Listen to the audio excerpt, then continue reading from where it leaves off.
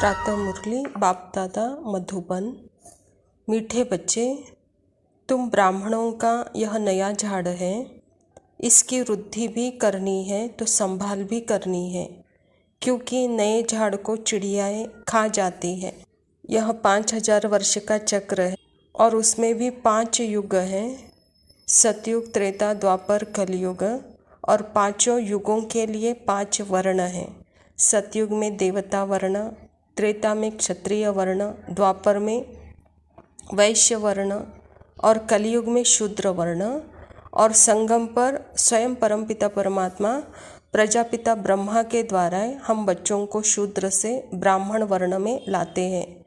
तो बच्चे इस ब्राह्मण वर्ण में आने के बाद यहाँ पे बहुत संभाल करनी है। अर्थात ब्राह्मण वही हैं जो अपने देह भान से परे है, 5 विकारों से परे है।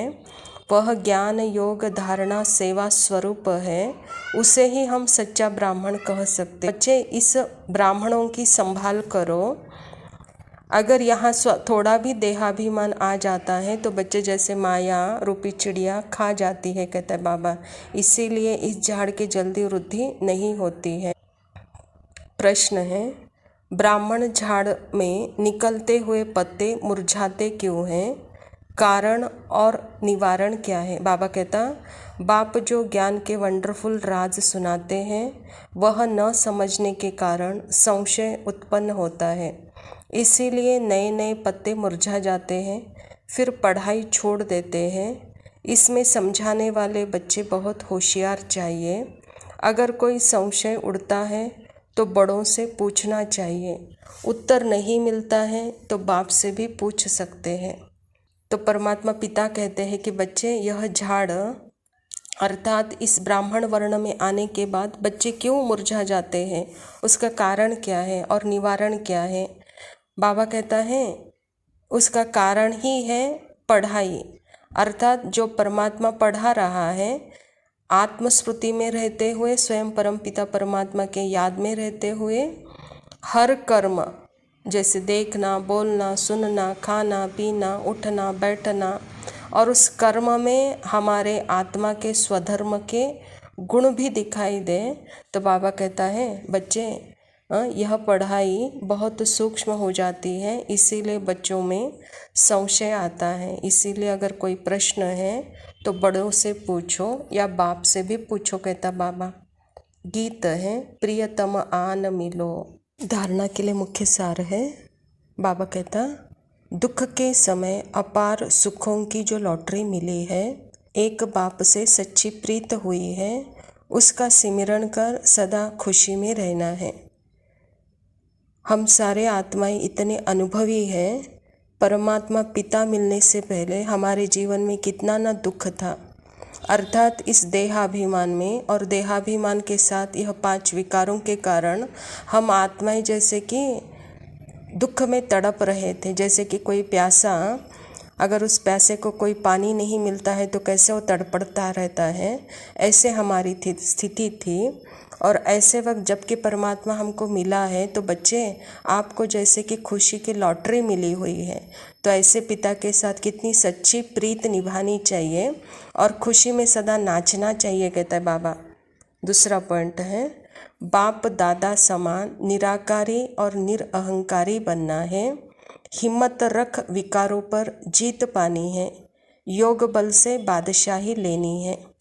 परमात्मा पिता कितना निरहंकारी पिता है और कितना हम बच्चों को प्यार करता है और अपने समान बनाना चाहता है। हम बच्चों के लिए परम धाम से आकर के पढ़ाई हमको पढ़ा रहे हैं और पढ़ाते कितने साधारण रीति से, कितने निरअहंकारिता से। तो इसीलिए बच्चे आप भी हिम्मत रखो, इस विकारों से आप मुक्त हो जाएंगे और मुक्त होकर विजयी बनेंगे। तो योग बल से अपनी फिर खोई हुई बादशाही फिर से पा लेंगे, कहता बाबा। वरदान है, कर्म करते शक्तिशाली स्टेज पर स्थित हो, रूहानी पर्सनालिटी का अनुभव कराने वाले कर्म योगी भव। बाबा कहता, आप बच्चे सिर्फ कर्म करता नहीं हो, लेकिन योग युक्त होकर कर्म करने वाले कर्म योगी हो।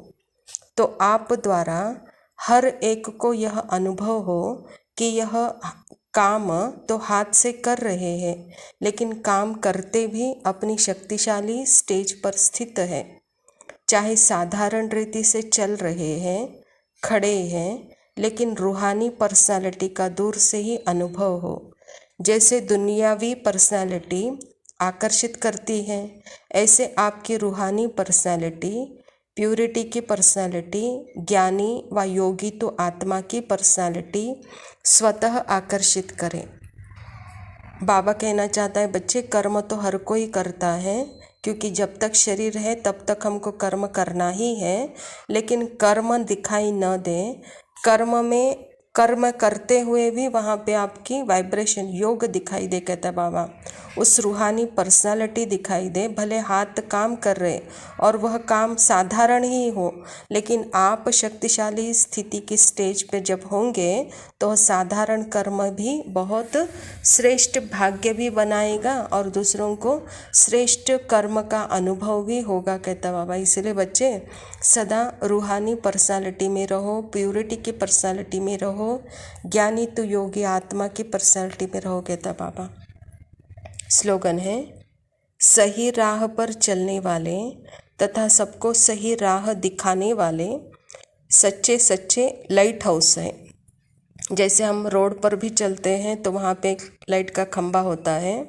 वह लाइट का खंबा भी भले छोटा है लेकिन बहुत बड़ा काम कर रहा है, सबको सही रास्ता दिखा रहा है। तो बच्चे आप भी अपने आत्मिक स्वरूप में स्थित रहकर परमात्मा के याद में रहो तो सबको सच्चा रास्ता मिल जाएगा, कहता बाबा। अच्छा, रूहानी बच्चों को रूहानी बाप दादा का याद प्यार और गुड नाइट। रूहानी बच्चों को रूहानी बाप की नमस्ते। आज बाबा ने फिर से गुड नाइट कहा, तो बाप दादा को भी याद प्यार और नमस्ते। Thank you Baba, love you, शुक्रिया, गुड मॉर्निंग।